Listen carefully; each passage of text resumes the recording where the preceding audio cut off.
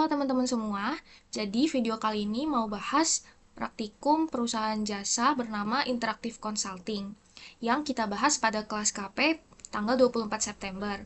Jadi buat kalian yang nggak sempet datang kelas KP, kalian bisa nonton video ini ya. Atau yang sempet datang kemarin, tapi mau belajar lagi juga boleh. Nah, kalian buka dulu modul halaman 27. Nah, kalian bisa lihat di sini ada tabel akun-akun ya.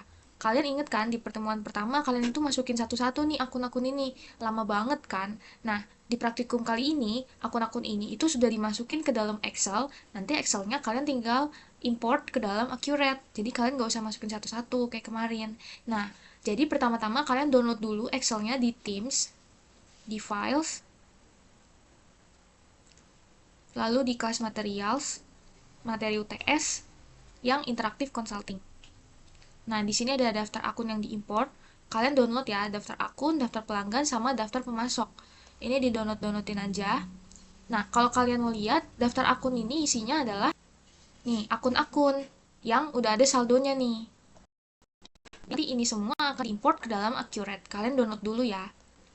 Nah, kalau kalian udah download, kalian bisa buka aplikasi Accurate-nya seperti ini. Lalu kalian bisa create new company. Yang ini, create new company. Jangan lupa kalian jangan langsung tulis apa-apa di sini ya. Tapi kalian klik titik 3 yang ini. Lalu kalian pilih mau disimpan di mana filenya. Setelah kalian udah pilih mau disimpan di mana, kalian tinggal masukin aja nama perusahaannya. Interactive Consulting. Kalau udah kalian klik create. Kalau udah klik OK. Lalu kita tunggu aja sampai dia selesai. Sambil nunggu, kalau kalian lihat di modul, dia itu mata uangnya pakai dolar ya. Jadi nanti kita akan masukkan dolar. Oke, kalau udah, tampilannya akan seperti ini. Passwordnya itu supervisor, kalian bisa copy aja, lalu kalian paste, lalu klik OK. Oke, tampilannya akan seperti ini. Kalian klik yang English, terus next, lalu advanced setup, lalu next lagi. Nah, untuk currency-nya, kita lihat di modul tadi kan dolar ya.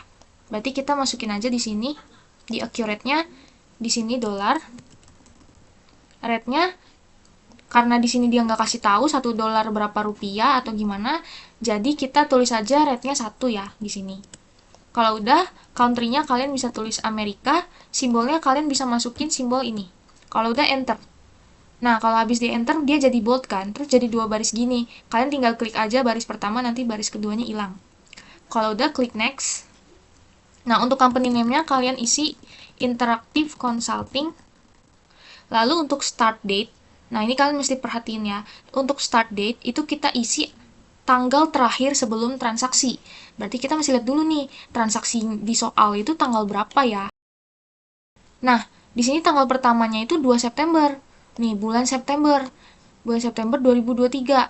Berarti kita mesti isi start date ini tanggal sebelum bulan Desember. Berarti bulan apa sebelum September? Bulan Agustus ya. Nah, tanggal terakhir Agustus itu 31 kan? Berarti 31 Agustus 2023. Tahunnya ikutin di modul ya. Di modul kan dia 2023. Kita ikutin tahun 2023. Nah, jadi start date itu adalah tanggal terakhir sebelum transaksi di soal dimulai. Oke? Untuk fiscal year, ini kita isi 23 juga. Jadi untuk tahun fiskal itu kita ikutin tahun start date. Ya, terus kalian nggak perlu tulis panjang-panjang 2023, kalian cukup tulis 23 aja. Oke, nah untuk default periodnya itu tanggal hari ini ya, bulan 9, 2025, itu nggak usah diapa-apain. Oke, lalu kita bisa klik next. Nah, di sini ada taxable company's date. Ini mesti diganti, mesti disamain kayak start date. Start date kita tadi 31 Agustus 2023, karena tanggal terakhir sebelum tanggal transaksi. Lalu kalau udah klik next. Nah, ini dia. Kita akan mengimport akun-akun yang tadi kita udah download ini di Teams, kita mau masukin ke dalam Accurate. Caranya, kita bisa klik ini yang biru-biru ini. Nih, diklik. Lalu akan muncul tampilan seperti ini. Kalian bisa klik ini nih, yang kuning ini, folder kuning, kalian klik. Lalu kalian cari, tadi kalian taruh di mana. Lalu kalian bisa pilih, tipenya itu kalian ganti dulu jadi XLS. Nah, dia akan muncul nih. Kalian pilih yang daftar akun, lalu open. Nah, ini belum muncul ya dia, karena kita belum klik ini, extract data. Kita harus klik ini dulu, extract data. Nah, dia akan loading dan dia akan muncul. Nah, di sini bisa dilihat di bagian sini, ini kan ada judul nih, account number, account name, account type, currency, parent, saldo awal. Nah, baris judul ini tuh kita nggak perlu, jadi kita bisa hapus aja. Kita bisa klik di sembarang kolom, misalnya kita klik di sini. Nah, kita klik kanan, lalu delete, lalu yes. Nah, dia udah kehapus tuh yang judul tadi.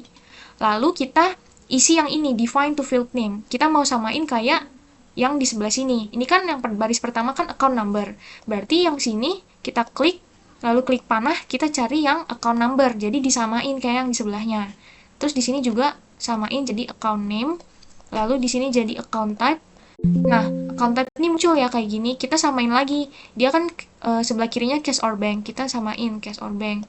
Terus account receivable, terus other current asset, terus fixed asset, terus accumulated depreciation, terus account payable.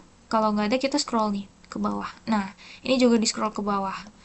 Lalu other current liabilities, lalu equity, lalu terakhir itu revenue. Oke, kalau udah, oh ada expense terakhir, sorry. Harus sampai bawah ya, harus sampai expense.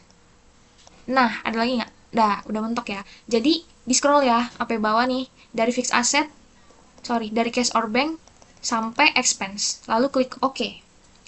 Lalu yang currency kita klik lagi dia, lalu kita pilih currency, lalu akan muncul seperti ini. Ini kita klik jadi dolar. Lalu OK. Lalu parentnya kita pilih parent account, lalu saldo awalnya kita pilih opening balance. Udah, kalau udah kita bisa langsung ini paling bawah ini, import data. Nah, kalau udah, nanti akan muncul notifikasi kalau 31 item sudah terrecord. Kita klik OK aja. Nah, akan muncul seperti ini. Kalian bisa lihat nih. Di sini ada saldo kasnya 70-50. Ini kasnya bukan 2 ya, tapi yang atas ini tuh cuma parent account gitu. Jadi kalau kita menjurnal kas, masuknya ke yang ini. Oke. Nah, kita bisa scroll ke bawah, kita lihat-lihat di sini modalnya juga udah keisi.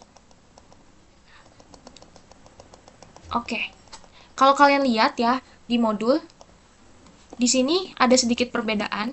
Jadi di modul itu di tabelnya itu kalian lihat nih. Kan kas kita ada 70-50 ya. Terus di sini juga sama 70-50. Terus piutang usahanya 1.500, tapi di sini piutang usahanya kosong. Nah, nanti kita mesti input setelah selesai setup. Jadi kita setup dulu. Kalau udah nanti kita masukin di journal voucher. Ya, kita skip dulu aja. Jadi nggak apa-apa kalau saldonya kosong. Di modul juga nih harusnya ada peralatan kantor 8.200 ya. Tapi di sini peralatan kantornya itu nih kosong. Nggak apa-apa. Emang gitu. Nanti kita akan menjurnal setelah kita selesai setup. Kita jurnal di journal voucher kayak biasa. Dah. Jadi kalau udah, ini jangan lupa, ini kita isi opening balance equity. Ini kalau kalian sampai lupa, nanti bakal repot. Oke, terus yang return earning-nya please jangan diapa-apain, karena kalau kalian pencet-pencet ini nanti takutnya error atau gimana. Jadi yang ini aja yang diisi, oke? Kalau udah kita klik next.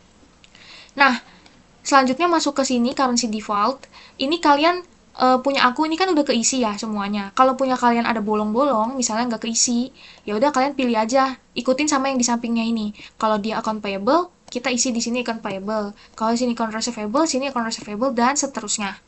Oke, kalau udah keisi semua kayak gini, kalian bisa klik next. Oke, kita masuk ke terms of payment. Ini kita klik aja 0, nanti dia akan otomatis terisi 3 angka 0 gini. Lalu kita tinggal enter, enter, enter, enter, sampai keluar tulisan COD. Kalau keluar 2 baris gini, nggak apa-apa, kalian tinggal klik aja COD-nya, nanti dia tinggal 1 baris.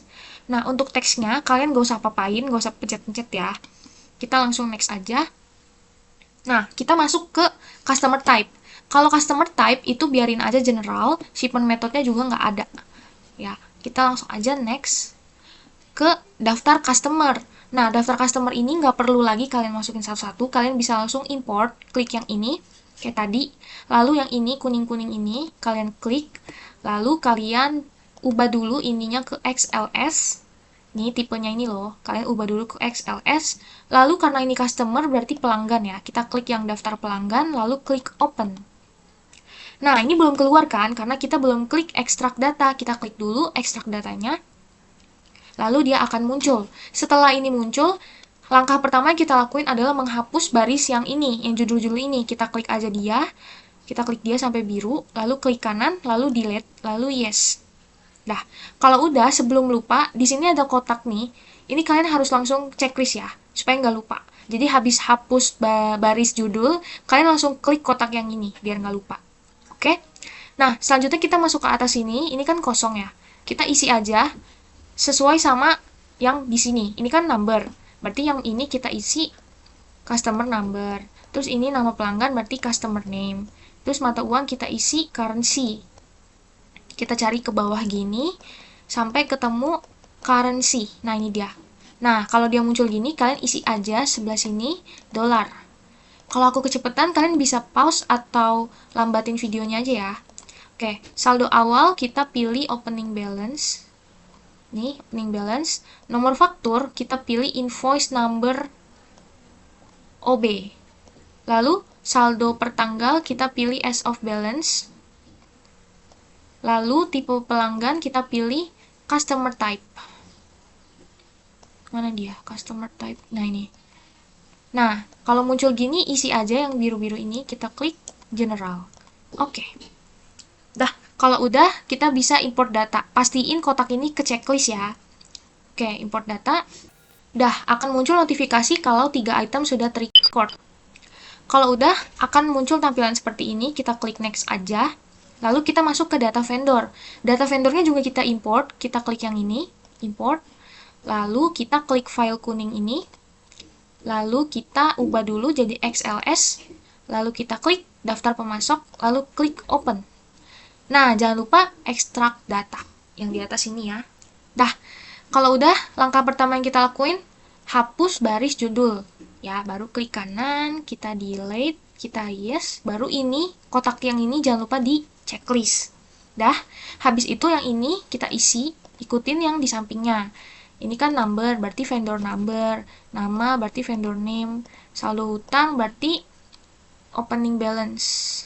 Mana nih? Nih, opening balance. Nomor faktur berarti invoice number. Mana tuh? Nih, invoice number OB. Habis itu tanggal saldo itu berarti as of. Lalu mata uang kita pilih currency. Kalau muncul tinggal kita klik aja dia, lalu klik panah, lalu klik dolar, lalu klik OK. Oke, kalau udah semua, yang ini nggak usah diapa-apain ya. Ini jangan lupa di checklist. Dah, kalau udah kita bisa klik import data. Udah deh, dia akan muncul notifikasi kalau 2 item telah terrecord. Dah, nanti akan muncul seperti ini. Lalu, kalau udah kita bisa klik last.